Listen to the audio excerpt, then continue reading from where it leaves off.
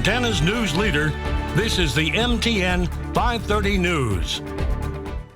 A very special delivery for one Carbon County couple. Our whole goal was to be like, we wanted an out-of-hospital birth, not that far out.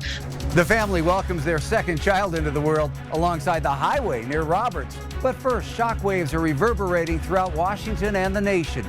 We haven't seen anything like that in recent history. A leaked document shows the U.S. Supreme Court could overturn the landmark decision Roe v. Wade. I think the dignity of human life is extremely important. Tonight, local reaction from both sides as the heated issue once again takes center stage. Well, good evening, everyone. Thanks for joining us on this Tuesday night. I'm Russ Riesinger. The bombshell draft opinion would reverse the 1973 Roe v. Wade decision, ultimately returning the decision to legalize abortion back to the states. It's an issue that President Biden says would cause a fundamental shift for America. So it goes far beyond, in my view, if it becomes a law and if what is written is what remains. It goes far beyond the concern of whether or not there is the right to choose. It goes to other basic rights, the right to marry, the right to determine a whole range of things. Protests continued outside the U.S. Supreme Court today after Chief Justice John Roberts confirmed that the draft opinion leaked to Politico is real. The opinion, written in February, is in response to a Mississippi law banning abortion after 15 weeks. In it, Justice Samuel Alito wrote that Roe was egregiously wrong from the start and it's time to heed the Constitution. However, it's important to note that this is just a draft opinion and justices can and have changed their minds before. That report has spurred emotional reaction on both sides of the issue. Arlena Howder has more tonight on the feelings around the Magic City. A crowd is beginning to gather on the lawn of the Yellowstone County Courthouse to protest what could be the overturning of Roe v. Wade. Similar rallies are happening all across the state and the country. Opinions differ on what overturning Roe v. Wade could mean for Montana. Some see it as a win that will save lives. I do believe in the sanctity and value of all human life, and so I do think that this is a win for women, quite honestly. Others, a setback for women's rights. For 50 years, we've relied upon the Roe decision to protect access to abortion in this country. It's long been considered settled law, and it's something that we rely upon. Regardless of your stance, nearly everyone was caught off guard by Tuesday's report from Politico that a leaked SCOTUS document suggests Roe v. Wade is being overturned. The leak, I think, is absolutely unprecedented. Martha Fuller is the CEO of Planned Parenthood Montana. She says she's terrified what this could mean for hundreds of Montana women. It's very concerning to me that we will have such a patchwork across the country of the ability of pregnant people to access abortion services. But others, like Cindy Nordstog, are hopeful. She's the CEO of LaVie Pregnancy Clinic, which encourages women to seek alternatives to abortion. I'm cautiously optimistic, if I'm going to be honest. I mean, it's not the final say, and so we want to be cautious. If the landmark ruling is overturned, abortion would still be legal here in Montana, at least for now because of the state's constitution. But Montana is surrounded by states with trigger laws, essentially bans designed to go into effect if Roe v. Wade is overturned. That means Montana could become a haven for those seeking abortions. Here in Montana, we already see a large number of patients coming from the Dakotas and Wyoming, and to some extent from Idaho. I think at LaVie, we will see more people in a mode of, okay, now tell me about my options, tell me about what's going on. What is certain is that both organizations will likely see a flood of patients, a ruling with huge implications here in Montana and far beyond. In Billings, Alena Howder, MTN News.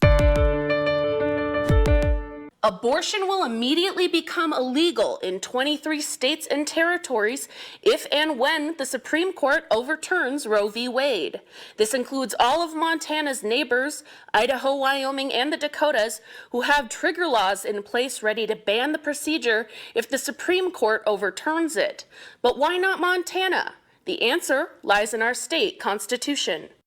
In 1999, the Montana Supreme Court upheld the right to access abortion in our state, tying it to the Privacy Clause in the Montana State Constitution.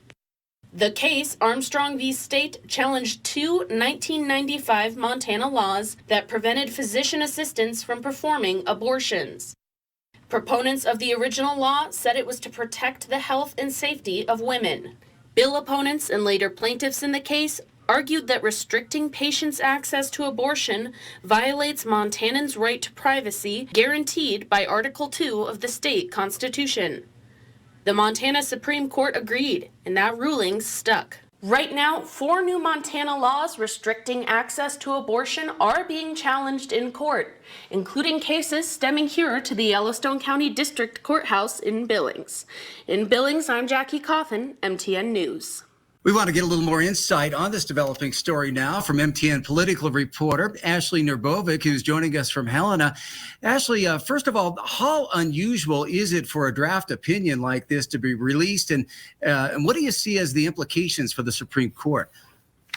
It's really unusual. They guard this information really tightly, and I could not tell you the last time something like this has happened, but I also have not looked into it. And then, the Chief Justice John Roberts did release a statement saying that he's going to direct the marshal of the court to launch an investigation into the source of the leak. He says that, nothing is going to change how they're deciding things, even with this leak being out there, and that they don't really know the motivations of the person behind it, but that the work of the Supreme Court will continue regardless of the leak. All right. MTN political reporter Ashley Nerbovic joining us from Helena. Thank you. Thanks, Russ.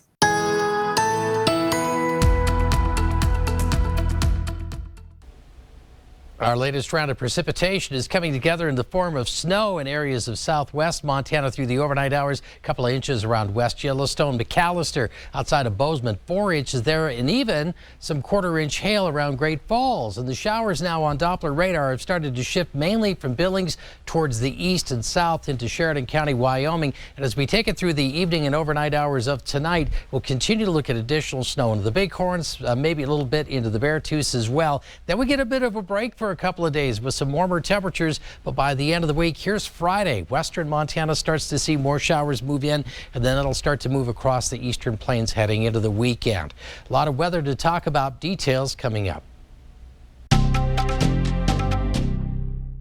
Several big changes could be coming to your child's school just hours from now. It is school election day, and here in Yellowstone County, you have until 8 o'clock tonight to turn those ballots in. We're following all the biggest races tonight. Billings Public Schools asking for $1.5 million in this levy to fund a technical career program for high school seniors. If passed, those who own a home valued at $200,000 would pay about $14 more on their annual property taxes. Officials with Pioneer School, just east of Billings, want a levy passed. It would essentially give them an entire new campus. They say their current building is too small and needs to be more accessible for students with disabilities. That bond is worth $2.6 million and cost the owner of a home in the district worth $200,000, an additional $181 on their annual property tax bill. And in Park City, the district is seeking a brand new 7th through 12th grade school worth $16 million. Officials say community growth means they need bigger classrooms and a larger gym. Residents who own a $200,000 home would pay an extra $529 per year for 25 years. Meanwhile, the Billings School Board is issue number one for many voters, from mask mandates to book bans and the Emily Pennington decision. Trustees have been in the news a lot lately. A local Billings group, Make Masks Optional, is endorsing 4 new candidates, all opponents of candidates the Billings Teachers Union supports. Experts say it's one of the most politically polarizing school elections in decades. Because those policies are so tangible and so frankly loaded, I think you're seeing a lot more political activism up and down the ballot in a way that we really haven't seen in a generation.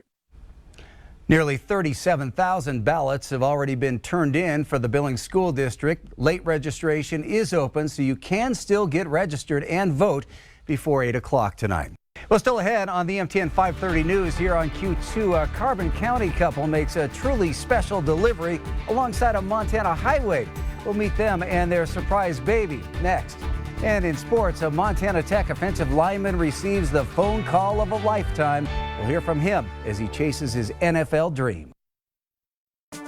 From Montana's news leader, You're watching the MTN 530 News. Welcome back. Some exciting news for one of our own here at Q2 to share. Our Montana This Morning anchor Andrea Lutz welcomed her second child into the world today. Elowen Jo Lutz Baker was born just 4 minutes after midnight. Both Andrea and her baby are doing well, as you can see. Morning meteorologist Miller Robson and photographer Paul Humphrey were the first here at Q2 to get to meet Elowen. You can extend your well wishes to Andrea and her family on our Q2 Facebook page. And speaking of babies, a newborn from Luther, Montana will have quite the story to tell someday. Her parents delivered her in the family's car on the way to the hospital. MTN's Casey Conlon has their amazing story. Jamie and Joe Powers wanted a different birthing experience for their soon-to-be daughter Kinsley, so they chose this birthing suite at the Willow and Sage Midwifery here in Billings. It no doubt would have been a beautiful and calming place to welcome Kinsley into the world, but she had a different idea. She asked if we thought we were going to make it, and that, like, right then I said, no, we need to turn around. Let's set the scene. It's Thursday, April 28th, one day after Jamie's due date. The contractions and everything weren't really that close together. They weren't super intense. I was like, oh, it's okay. We have time. Then around 11 p.m., things change. I told Joe that we needed to get in the car and go and go really fast.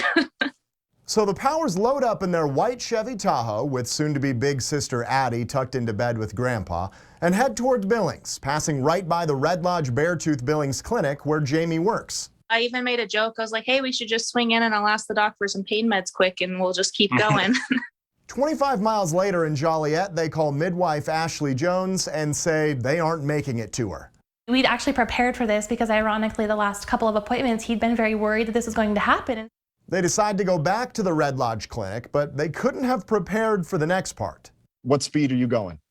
I'm as fast as my vehicle went, which is 98 miles an hour. Unfortunately for Joe, that's illegal, and he was immediately pulled over by a Carbon County Sheriff's deputy. Turned to him and we're literally about to have a baby, sir. And he's kind of looking at me, and then he looks further into the vehicle and looks at Jamie, and she can't sit still. He tells us, watch your speed, watch for deer, and be safe.